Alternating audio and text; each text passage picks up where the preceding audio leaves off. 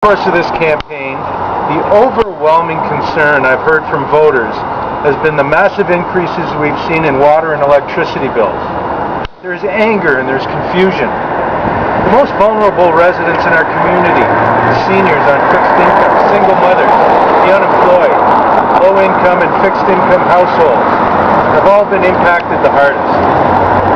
And many voters have asked why there has not been an independent forensic investigation about what's been going on at Enwin. There are a great many reasons to be concerned. Let me enumerate some of them. I recently spoke with former Enwin executives. When they left Enwin, they were paid handsomely with our money to sign non-disclosure agreements.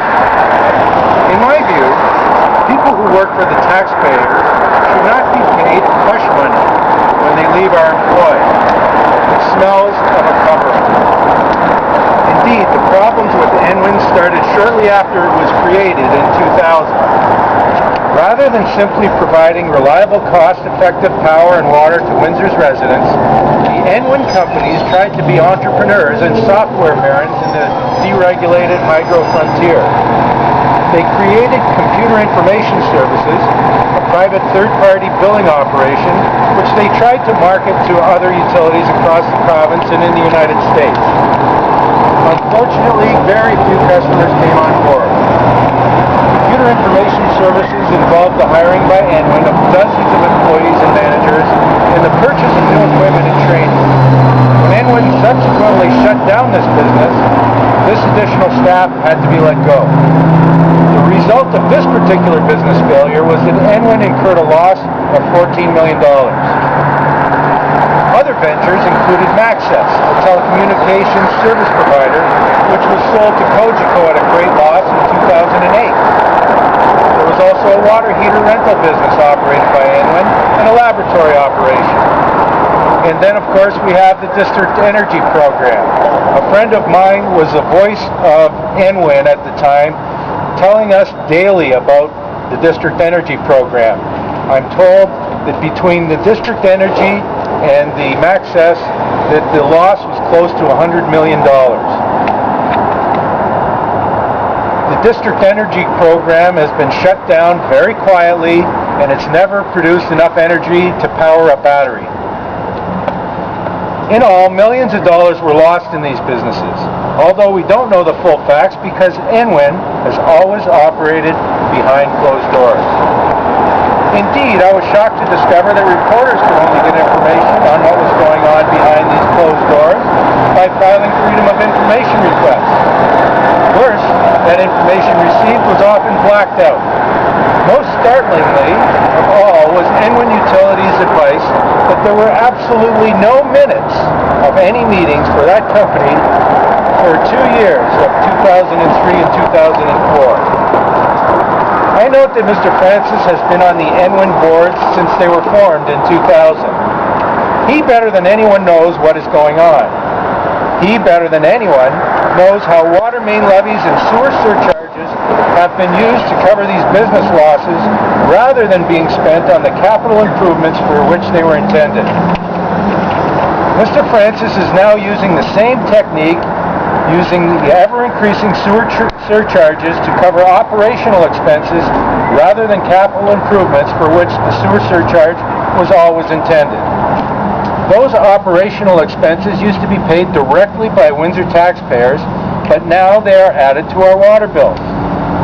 The extra money is used elsewhere in city operations. These sewer surcharges are nothing but a large backdoor tax. We also know that Windsor Utilities Commission is paying Enwin Utilities more than $10 million a year for management services. It's not clear how this fee is calculated, but it most certainly impacts our water bill. I'm also told that Windsor Utilities Commission and some of the Enwin board members don't really know exactly what's going on in their own companies, since the administration of their very company is done off-site by Enwin behind closed doors. It's very offensive to see that Enwin pays a dividend this year to the city of $5 million, effectively another backdoor tax. I note that there was a provincial audit done in the Windsor Utilities in 2006. It was extremely limited in its scope. Councillor Halberstadt at the time referred to it as a whitewash audit. Unfortunately, it did not look at the management services agreement between Windsor Utilities and Enwin, and it was not permitted to investigate the Enwin group of companies. I note the inherent dangers of municipal politicians controlling utility commissions has not gone undocumented. In anticipation of deregulation of Ontario hydro markets, the Ontario Municipal Water Association distributed a report by Neil Freeman, PhD, which had the following stark warning that predicted exactly what appears to have happened here in Windsor.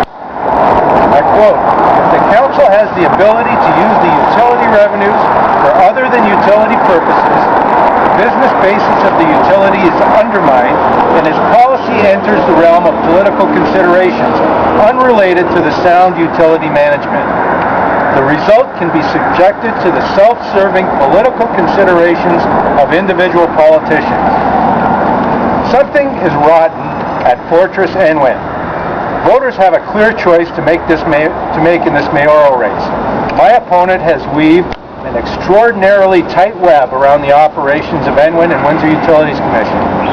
If voters want to free themselves, the only solution is to open our water and hydro books and board meetings to the public. Further, I am calling today for a full forensic audit on the Enwin group of companies, as well as the Windsor Airport operations. It is time for the ratepayers of the city to have these doors open and be able to see clearly what has been going on. I further call that the taxpayers of the city of Windsor ensure that this mayor does not get the opportunity to open yet another private corporation to look over what is going on in the land sales, future land sales in downtown Windsor. Thank you.